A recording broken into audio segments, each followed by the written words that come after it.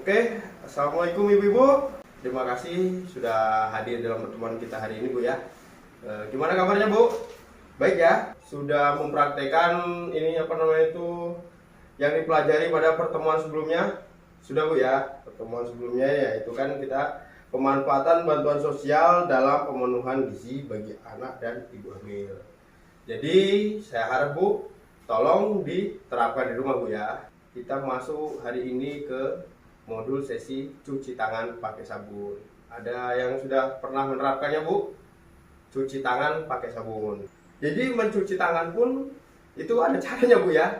Pentingnya mencuci tangan memakai sabun. Kenapa kita harus mencuci tangan pakai sabun?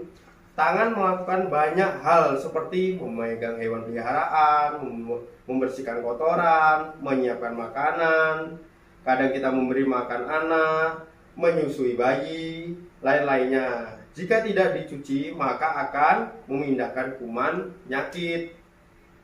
Kulit tangan kita selalu lembab karena secara alami mengandung lemak. Tangan kita ini mengandung lemak, Bu ya. Oleh karena itu, kuman atau kotoran yang sudah menempel di tangan kita akan berpindah ke benda makanan yang kita pegang. Jadi kalau kita nggak cuci tangan, kita nampaknya aja tangan kita bersih, Bu ya. Tapi sebenarnya ada kuman-kuman yang menempel. Jadi apabila kita memegang makanan, kuman tersebut akan pindah ke makanan tersebut. Sabun dapat membersihkan kotoran dan membunuh kuman. Tanpa sabun, kotoran dan kuman akan tertinggal di tangan. Yaitu tadi, kalau kita membersihkan tangan hanya menggunakan air aja, Bu. Nah, itu nampaknya sudah bersih. Tapi sebenarnya kuman-kumannya masih menempel di tangan kita. Kita disarankan kalau mencuci tangan itu harus menggunakan sabun. Yang penting bukan sabun colek. Biasanya, Bu, kalau kita mencuci tangan memakai sabun colek, pas tangan kita luka, kadang-kadang perih rasanya tangan kita, Bu ya.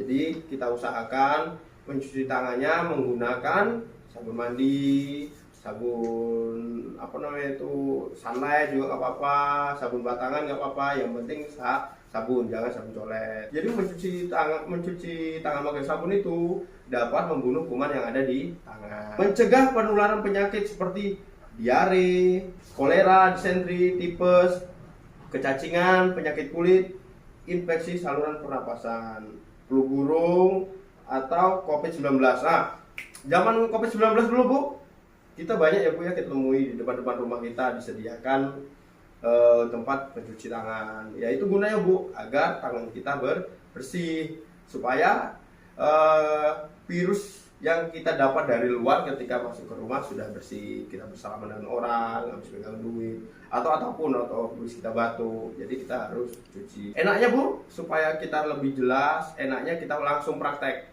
Kadang kalau namanya kita ini mengaplikasikan langsung mungkin lebih enak. Mari kita praktik. Kita praktikkan cara mencuci tangan pakai sabun. Utamakan pakai air yang mengalir, Bu ya. Kita gosok tangan. Udah tuh, kita gosok atasnya, kita gosok jari-jarinya, kita gosok ininya, bagian ibu jari. Nah, udah tuh baru kita genggam gini, Bu ya, supaya bersih semua. Baru kita cuci. Setelah kita bersihkan, kita keringkan. Tadi sudah kita praktekkan cara mencuci tangan menggunakan sabun yang baik dan benar. Pokoknya, Bu, kenapa harus cuci tangan? Karena 80% penyakit menular melalui media tangan. Bakteri di ujung jadi berlipat ganda setelah menggunakan kamar mandi. Hati-hati, Bu, yang sering kita habis kamar mandi itu harus cuci tangan. Apalagi membuatkan susu untuk anak, itu harus wajib cuci tangan, Bu ya. Karena anak-anak itu rentan sekali terhadap penyakit bakteri. Itulah, Bu, yang banyak menyebabkan anak-anak bisa terkena stunting, Bu, karena dia banyak bakteri yang disebabkan dari tangan. Akhirnya tubuh anak tidak bisa menyerap nutrisi, akhirnya pertumbuhannya menjadi terkendala. Itu, Bu ya. Yang jelas kita sebagai ibu-ibu PKH, kita harus bisa mengaplikasikan cuci tangan. Memang kedengarannya sepele, tapi itu sangat bermanfaat dalam kehidupan kita sehari-hari. Mungkin hanya itu, Bu ya, pemaparan dari saya. Semoga ibu-ibu bisa diterapkan di rumah pengetahuan yang didapat kita hari ini. Saya akhiri, wabillahi taufiq wal hidayah. Wassalamualaikum warahmatullahi wabarakatuh.